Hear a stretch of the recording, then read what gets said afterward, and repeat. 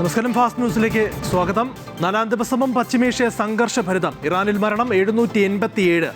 US Israel ആക്രമണത്തിന് തിരിച്ചടിയായി ഇന്നും ഗൾഫ് രാജ്യങ്ങളിലെ വിവിധയിടങ്ങളിൽ ആക്രമണം നടത്തിയ ഇറാൻ നതാൻസ് ആണവ നിലയത്തിന് കേടുപാട് പറ്റിയതായി സ്ഥിരീകരിച്ച് അന്താരാഷ്ട്ര ആണവോർജ്ജ ഏജൻസി.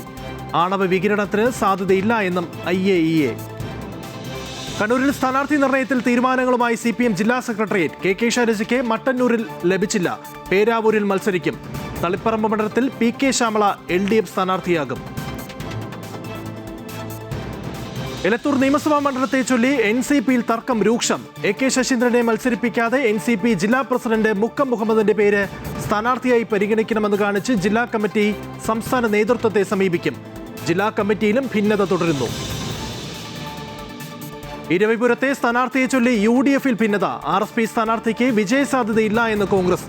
ഇടപെടൽ ആവശ്യപ്പെട്ട് പ്രതിപക്ഷ നേതാവ് VD സതീശന് കത്ത്. ആരോഗ്യമന്ത്രി വീണ ജോർജിനെ ആക്രമിച്ച കേസിൽ KSU പ്രവർത്തകർ നൽകിയ ജാമ്യാപേക്ഷ കോടതി തള്ളി. പ്രതികളെ കസ്റ്റഡിയിൽ വേണമെന്ന പ്രോസിക്യൂഷന്റെ ആവശ്യത്തിൽ തീരുമാനമെടുത്തില്ല. പകരം വ്യാഴാഴ്ച പ്രതികളെ കോടതിയിൽ ഹാജരാക്കാൻ നിർദ്ദേശം. കണ്ണൂർ സംഭവത്തിന് ശേഷം പൊതുപരിപാടിയിൽ പങ്കെടുത്ത മന്ത്രി വീണ ജോർജ്. ആരോഗ്യവകുപ്പിന്റെ നേതൃത്വത്തിൽ നടക്കുന്ന ആരോഗ്യമാനന്ദം പത്തനംതിട്ട ഫെസ്റ്റിൽ മന്ത്രി പങ്കെടുത്തു. കേരളത്തിന്റെ ആരോഗ്യ മേഖലയെക്കുറിച്ച് നുണപ്രചരണങ്ങൾ നടക്കുന്നുവെന്ന് ഉദ്ഘാടന പ്രസംഗത്തിൽ മന്ത്രി.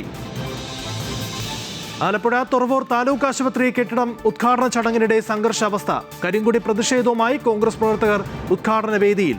കോൺഗ്രസ് പ്രവർത്തകരെ തടയാൻ CPM പ്രവർത്തകർ ശ്രമിച്ചതോടെ ഇരുവിഭാഗങ്ങളും എതിർദിശകളിൽ നിന്നും മുദ്രാവാക്യം വിളിച്ചു. തിരുവനന്തപുരം നഗരൂരിൽ കമ്പിവേലിയിൽ നിന്നും ഷോക്കേറ്റ് അച്ഛനും മകനും മരിച്ചു.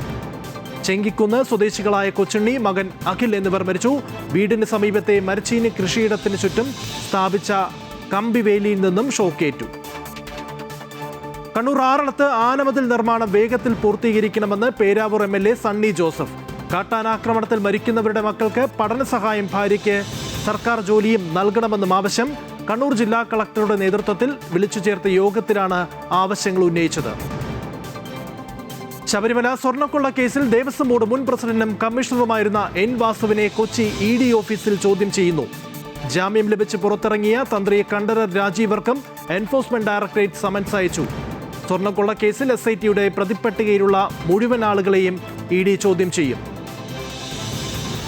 ശസ്ത്രക്രിയക്കിടെ വയറ്റിൽ കത്രിക കുടുങ്ങിയ ഉഷ ജോസഫിനെ കൊച്ചി അമൃത ആശുപത്രിയിലെ വിദഗ്ധ ചികിത്സയ്ക്ക് ശേഷം ഡിസ്ചാർജ് ചെയ്തു.